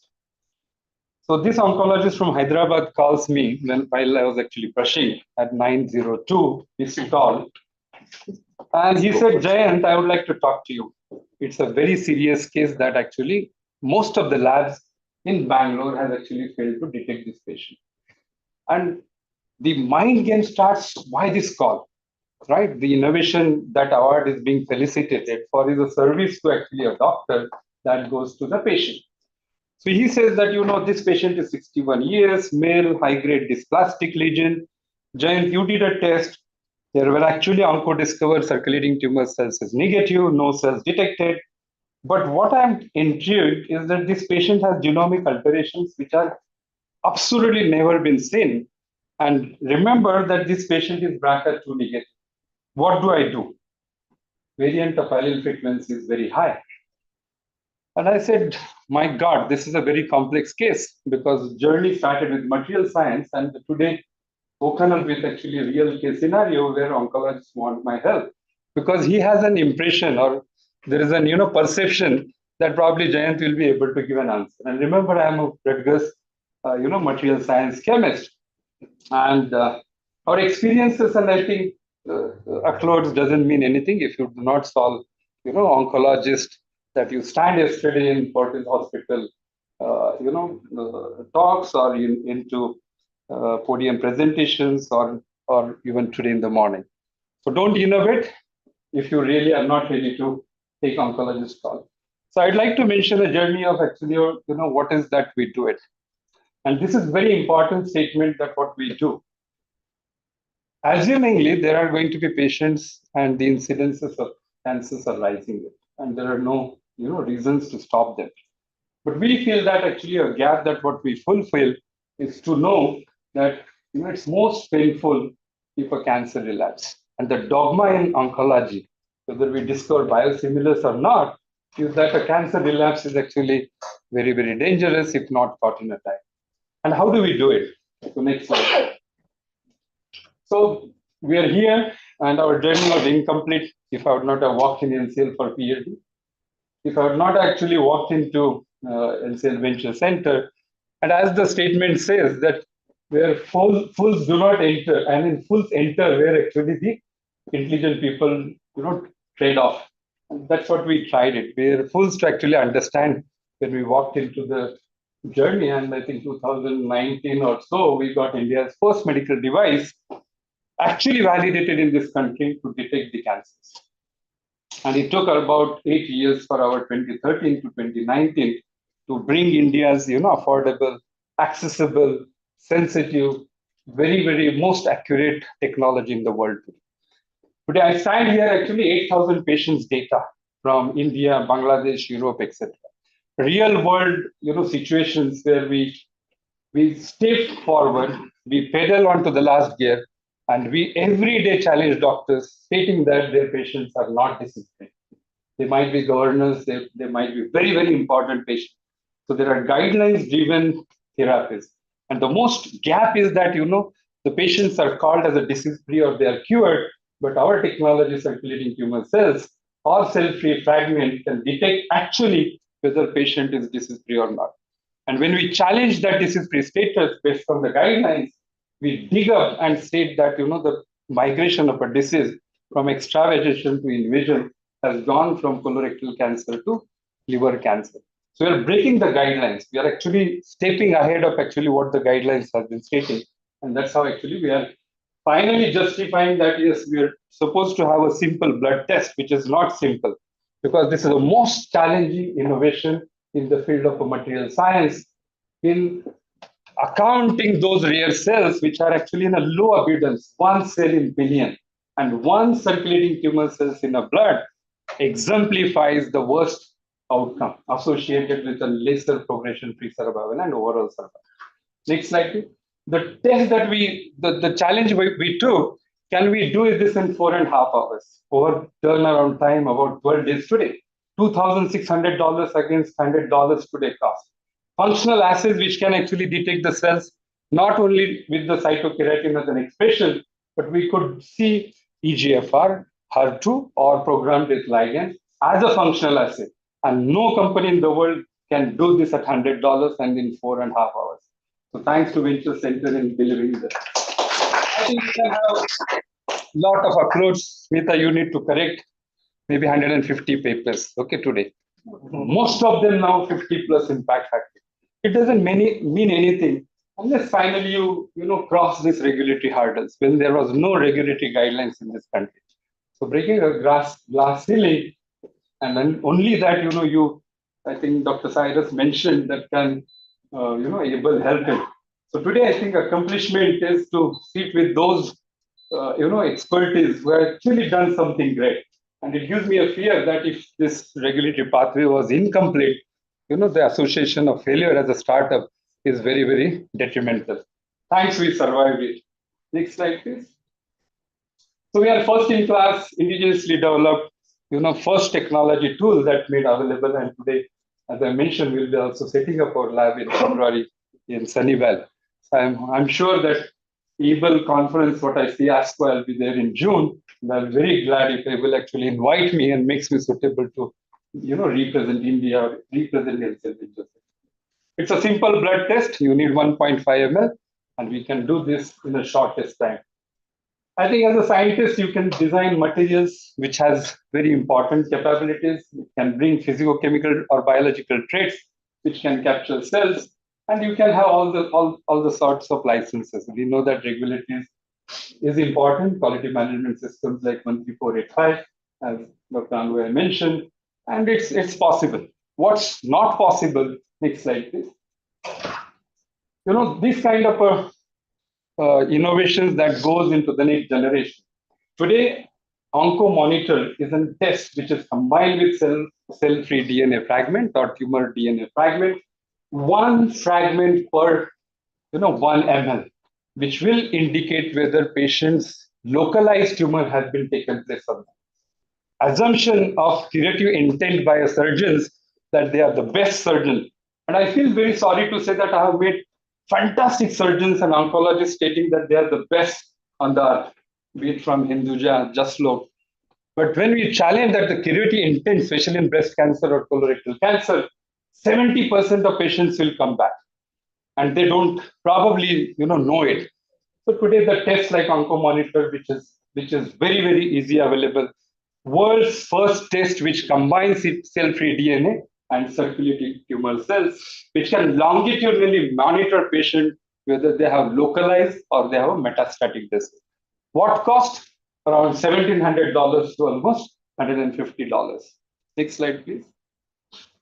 I'll give actually one of an example in lockdowns. One good doctor from Bombay called me. We are on the actually Zoom meeting. 2020 March, the patient from rectal cancer, female, 65 age, had a new adjuvant chemotherapy, very standard lineup of therapies. Surgery is completed, long cycle, and he made a fun by sending this patient blood sample to us, testing actually whether their patient is disease-free. Ideally, all the guidelines actually say that stop now, monitoring this patient because she is completely cured. But for some reason, we found 2 circulating tumor cells as a minimal residence. Now, this is also very dangerous, that patients do not want to know that there is a metastatic disease. Doctors do not want to go to that step. We found out actually most often colorectal cancer patients lead to liver lesions. And there is no guideline to take them into the MRI. Fortunately, this patient actually had those 4 lesions. Unfortunately, if this was not detected to circulating tumor cells, in 6 months, this patient would actually succumb. So remember, the patient has an opportunity to survive by a liquid biopsy biomarker. And of course, the patient had to do a selective internal radiation therapy, which cost 10 lakh rupees at Tata Memorial Hospital. So I'm trying to convince here that we can monitor such patients, extend life. That is what is actually more important, whether you know science or not. And I think this is what is our implication, and this is what is actually a game changer that we think is important. Next slide, please. I think I'll close. We have many joint ventures, many important products which cost $5,000 in US. Today they are about 1.1 lakh rupees in the precision oncology era. I think because of a paucity of time, I would not like to cover that. But today the impact, that compelling impact, is that we have just completed 4,000 commercial tests today. And Smita actually made this plan in my office to cut the cake. I had a choice whether to come here or cut that cake. So tomorrow we'll do it. I think 400 doctors and hospitals, they have been using this test. And I think that is very important. And I feel very humble that this has been achieved because of this journey in this space. Next slide and last. I think last month or 2 months, my team, 100+ scientists creating jobs. We don't go to any place to actually hire them. Many of the scientists, they come to us from Kashmir to Kanyakumari to south to east, north to west. And I feel privileged that I'm able to create my own job and many other scientists' jobs. Thank you very much.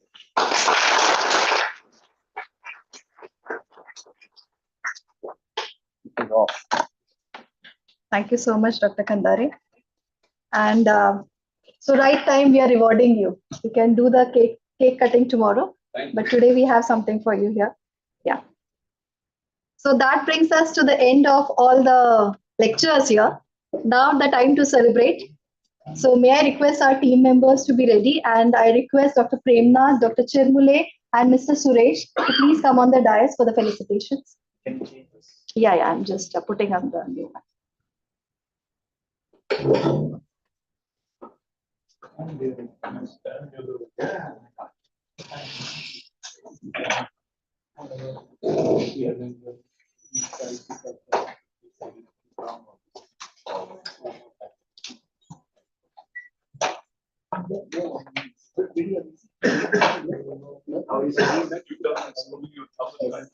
So is our cameraman ready? Maybe someone can capture some pics in mobile too. I think we need lights there. Yeah, I think we need lights first. Yeah. Well, let me tell you one small incident now that I see these beautiful plaques on the side. Last week I had gone to Serum Institute to meet 𝗡𝗿𝗆 in his office, and he displays it in his office, right center stage. I think I was really nice to see that. Last time we had felicitated all the biopharma and biotech leaders who had done a great job during COVID period, and Genova. So Dr. Sanjay Singh is there with us online, and my lab team and Dr. Shaligram's team, we had felicitated them. Yeah. So let's start. Everyone ready? Yep. Yeah. Yes. Trophy, plant, and yeah. I hope I have shared my screen. Yeah. I'll just put this. Yes. Yes, so I first request Dr. Himanshu Gadgil, and I request him for felicitation.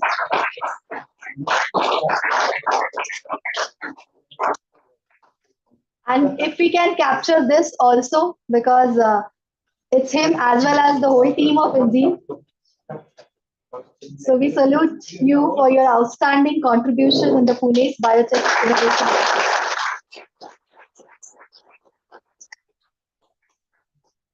Maybe we take a picture with the plant too, right? So,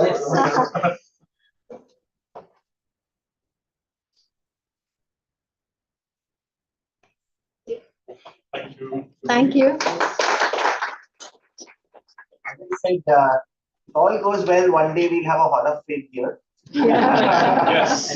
No, it will go well. But as of now, I think we'll have to settle with this. But I am really proud of all the innovators here who are making That has a. Do you want to show what's there inside the candid book?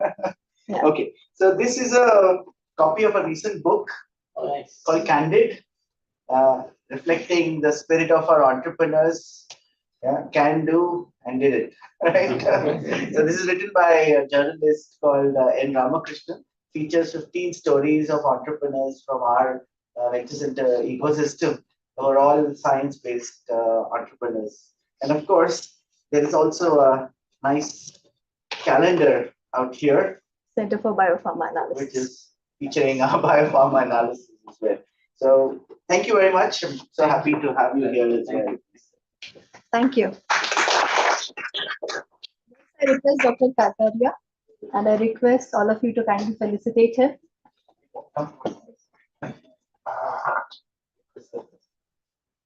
There you go. Yeah. I'm happy to see both sides.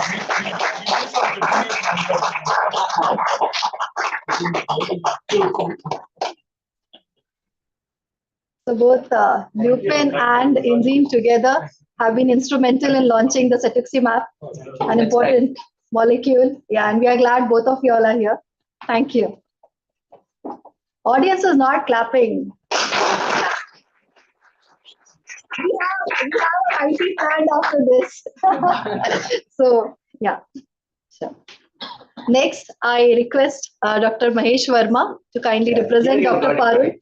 Yeah, here I've got it. From Ahammune Biosciences Private Limited.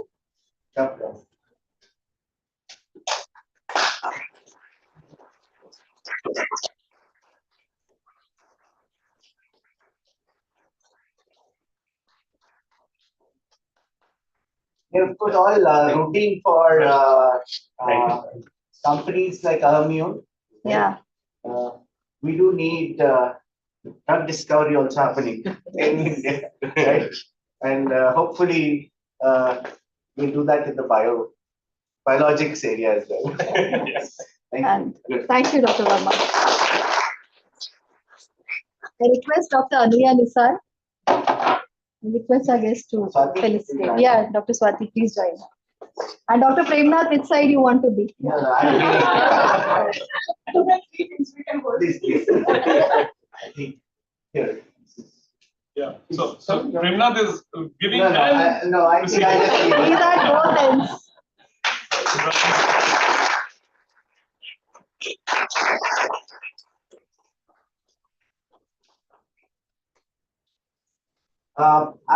There aren't too many tissue engineering companies in India, so it's very again a difficult journey. I can tell you that. As you said, you have to navigate the regulators as well, which they are doing it with a lot of courage, right? Great. So. And Dr. Kandare, here you go. Next time, please don't say you have not received an award.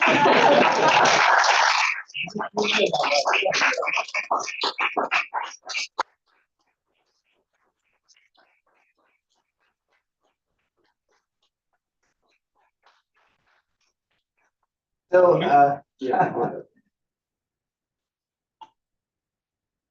he's a prolific researcher as well, right? And I think he mixes both religions quite well. Sure.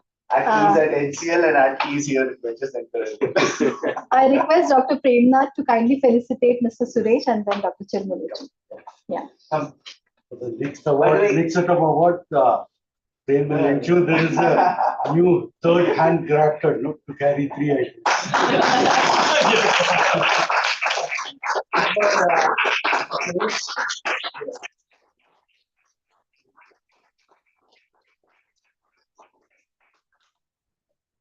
By the way, while he's here and I have him have his attention, we want able to do more in Pune, right? Not less, right? Yeah, Maharashtra. I think all of you can chime in. A round of applause for able to do more.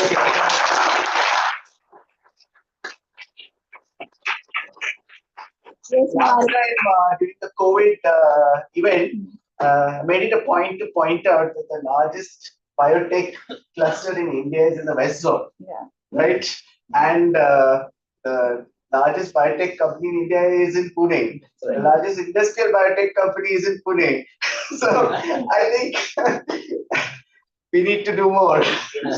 No, the largest number of startups also, 1,000 in Maharashtra. So registered in Maharashtra. Yes. Sure.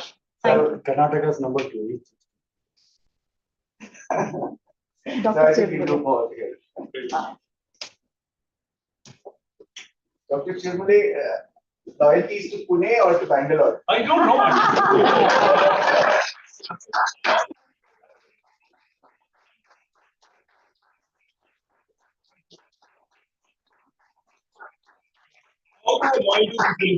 Yes. And I think wherever I am, that is home. Today, my home is NCL. For next year. Thank you so much. I'm very grateful for his, enthusiasm and support. He makes things move, which is quite important. Otherwise, in all the other things we are doing, sometimes we forget that we need to do this as well. Yeah. And as Himanshu said, it's all about when can we have the next party, right? So this is a great way to entice everybody to get together and network. So thank you all for coming. And my friend who helped me, Ravi 𝗘𝗏𝗃, there. We impose ourselves into music, even if you don't ask. So we do that. Next time. So may I request all the speakers to join for a group photo?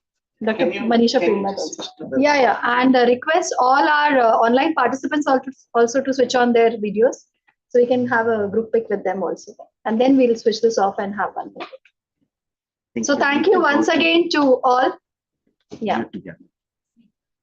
Please. Gallery. Yeah. After the group photo? Gallery. Yes. Yes. Yeah. So we'll request them. Yeah. So may I request Mugdha to kindly hand over the impact reports for SIIP, BIG, and TechX to our dignitaries, and request them to kindly. We request your indulgence in this. These are all our impact reports, which we have done in the last few months. They reflect a lot of the things that Venture Center has been doing in the last 3 years, including COVID. So we get to open some of this. Please, Manisha. It's okay. They will capture everyone. Social innovation program, the biotech ignition grant, and the TechX program as well. Right? So, please come. So if you can pose with that. It's pretty cool. Yeah.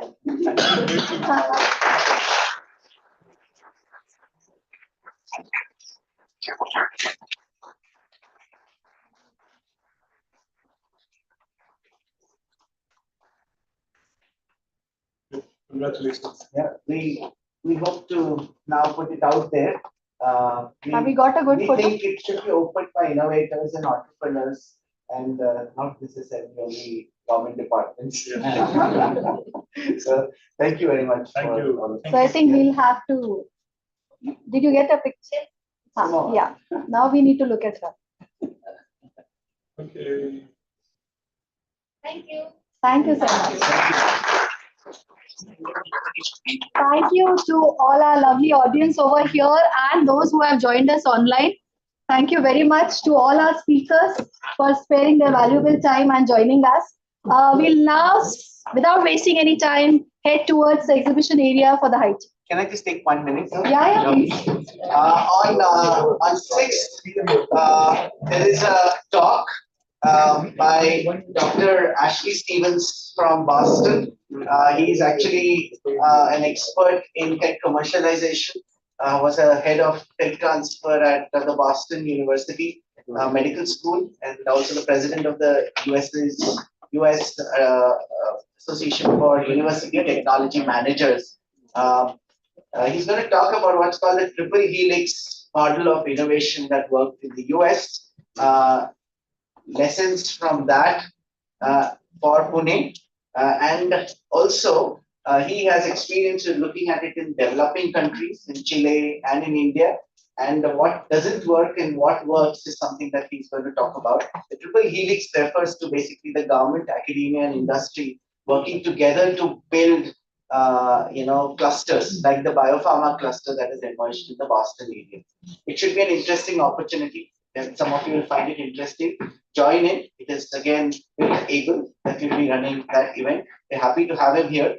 We don't have too many opportunities like that for having such guests who can speak on such topics which will help us build this cluster as well. So sorry for taking that minute. Thank you very much. Thank you.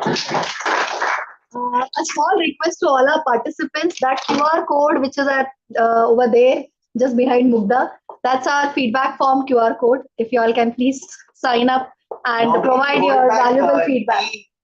Submitted, but today we won't do that. No, we won't do that. Yeah. Thank you once again. Thank you to our online participants. We'll not now log out. So we were YouTube live also, and I'll share the YouTube live link with all of you.